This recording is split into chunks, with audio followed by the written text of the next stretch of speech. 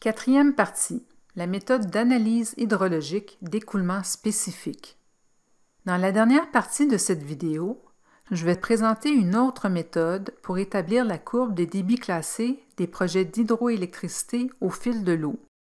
RedScreen Expert comprend des bases de données et une aide qui permettent à cette méthode d'être appliquée au site canadien. Ailleurs, la méthode peut être utilisée, mais elle est moins pratique.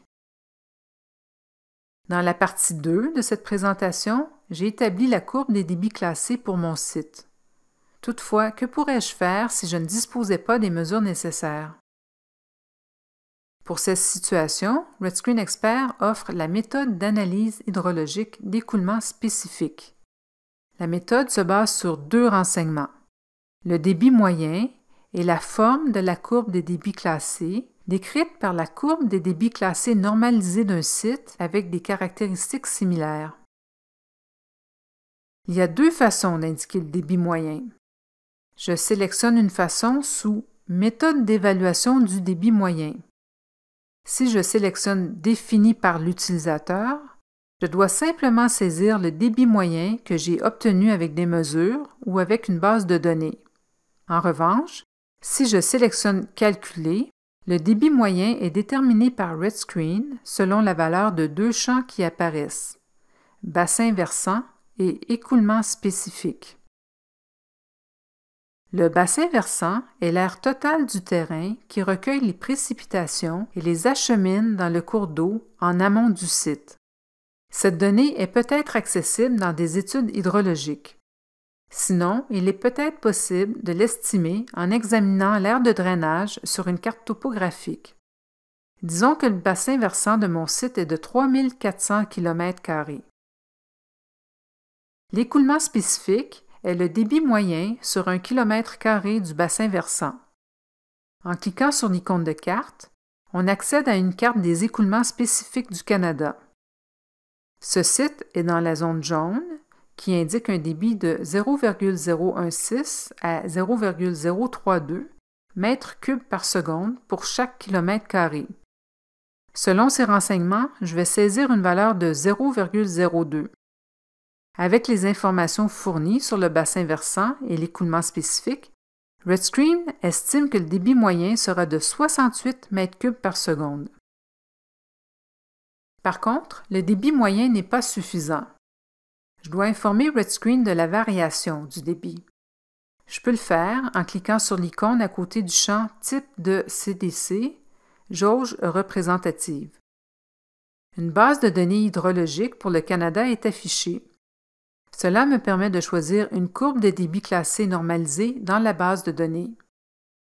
Le procédé de normalisation consiste à diviser toutes les valeurs de la courbe des débits classés par le débit moyen.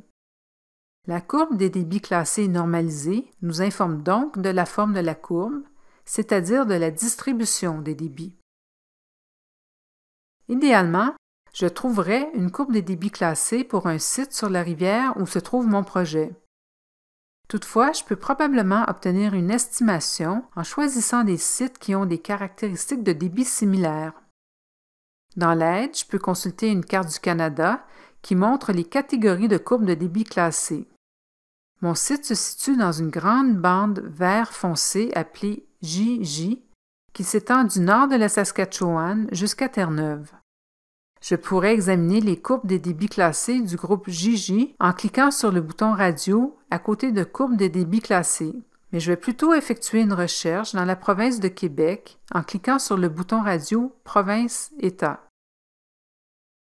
Mon site a une latitude d'environ 47,3 degrés nord et une longitude d'environ 72,3 degrés ouest. En faisant défiler la liste des courbes des débits classés du Québec, je cherche des sites près de ces coordonnées.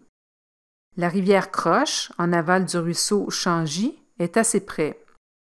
Si je sélectionne cette courbe, la courbe des débits classés normalisés correspondante est copiée dans RedScreen et la courbe des débits classés du site est calculée en multipliant les valeurs par le débit moyen. Pour cette courbe, RedScreen calcule un facteur d'utilisation de 47,8 %. Par contre, si je choisis d'autres sites proches, j'obtiens des facteurs d'utilisation très similaires. La courbe du bras du Nord offre un facteur d'utilisation de 48 % et celle de Batiscan 51,4 %. Ce niveau de précision est suffisant pour une première estimation. Cela termine donc cette vidéo sur l'analyse de petits projets d'hydroélectricité connectés au réseau avec RedScreen Expert.